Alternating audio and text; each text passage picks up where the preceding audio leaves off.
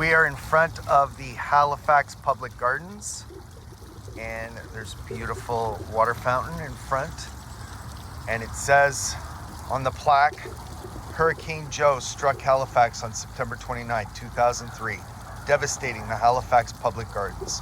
A volunteer-led foundation was formed to raise funds and restore the gardens and historic horticultural hall. This fountain and plaza were dedicated on Natal Day, August 6, 2007, by His Worship Mayor Peter Kelly and Robert L. Pace, Chairman, Public Gardens Foundation, to recognize the tireless efforts and work to restore and revitalize one of Canada's public treasures.